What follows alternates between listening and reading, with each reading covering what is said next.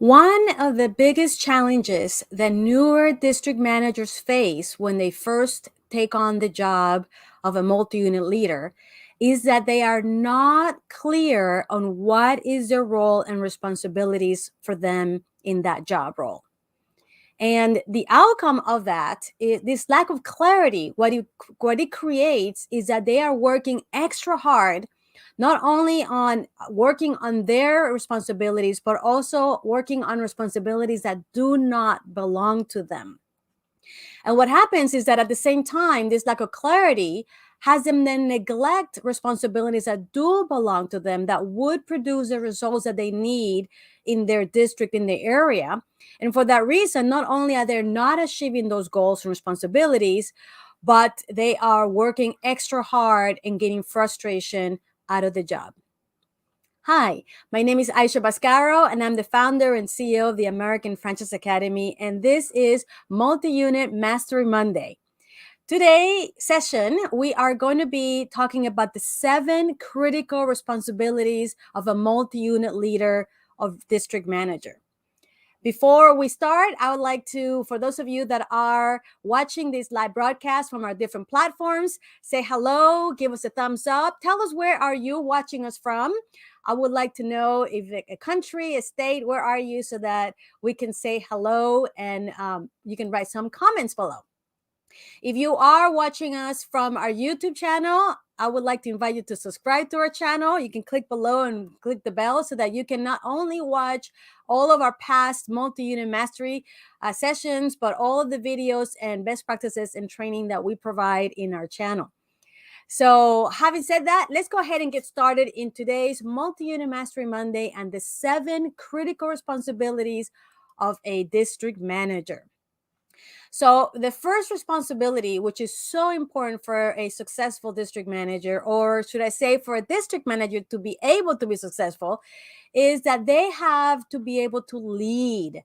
And when it comes to the responsibility of leadership, they need to be able to not only develop themselves into the leader that people are looking for, but also have the tools and abilities and skills to develop other leaders within the organization so that they can have the leaders of the future in their organization. And not only have the people in place, but also have them develop the skills to become the type of leader that people are looking for. This is a critical responsibility for a district manager, because the main role of a district manager is to be able to delegate and follow up on the actions of these leaders. And if they don't have the right leaders in place, if they're not able to develop those leaders, then it's going to be very difficult for them to be able to achieve the responsibilities and the goals for their district. So that is the first responsibility of a district manager. Let's talk about the second critical responsibility of a district manager, and that is the responsibility for planning.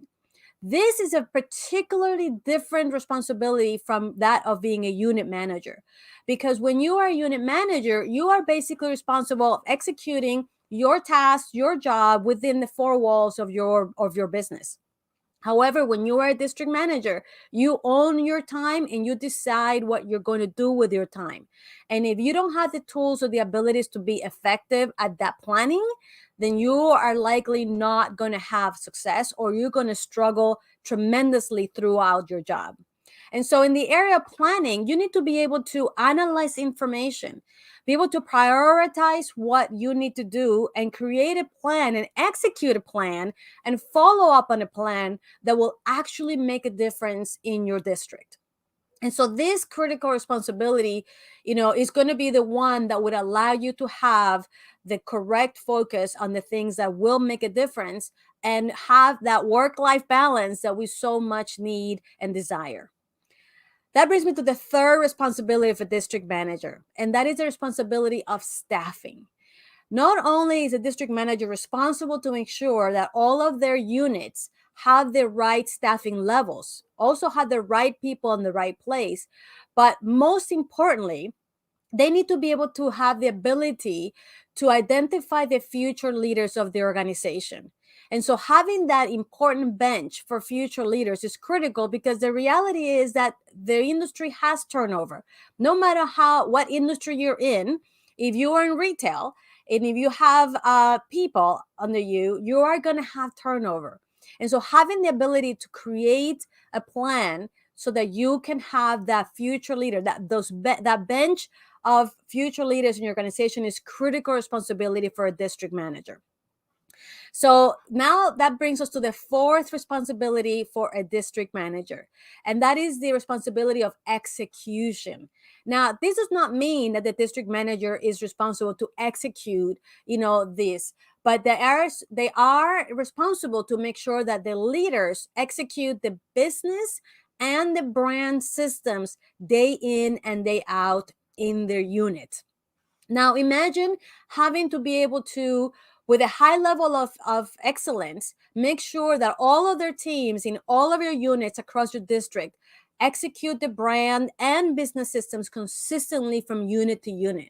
That requires a very clear, specific set of skills and tools to be able to make that happen successfully across your district. And this is one of the things that it is really critical for a district manager to be able to do without doing it themselves, clearly. And so that brings us to the fifth responsibility of a district manager, and that is the responsibility of maintenance. And that means is that they need to make sure that they have all of the units clean and in proper working order. That means that there has to be a system or a process in which they need to understand or be able to be informed on any time any issues happen in their area, so that they can address them as quickly as possible to make sure that there is no interruption of business or of service to the customers. So again, that requires a very specific set of skills, tools, and processes to make that happen as a district manager. Then that brings us to the sixth responsibility of a district manager, and that is responsibility of market. What does that mean to market? That means that you need to be able to co-create a local store marketing plan with each of your unit managers, so that you can create that plan that is specifically for each of the units that would actually allow you to increase sales year over year. Now, you also need, in this particular responsibility, need to be able to know when that marketing plan needs to be created and when that marketing plan needs not to be created. This is one of the responsibilities that has certain requirements before you actually do it. So your district manager needs to know when that is to be able to be successful in this particular responsibility. And that brings us to the seventh and critical responsibility of a district manager. And that's the responsibility of creating results. The district manager needs to be able to have the skills, ability, tools to be able to produce positive results in every area of above responsibilities we already mentioned. And because when you have positive results in every one of these responsibilities, that means that you are able to achieve your business and financial results in your district, which at the end of the day, it is what your job is eventually all about. All the things that we do in the area of leadership, in the area of planning, in the area of staffing, in the area of execution, in the area of maintenance and marketing, all point to the direction of being able to achieve those business and financial results, because that's why the franchisee is in business for at the end of the day, right? And so these are the 7 critical responsibilities of a district manager. Now you know the what they are. Now, knowing the what does not ensure that you know how to do these responsibilities.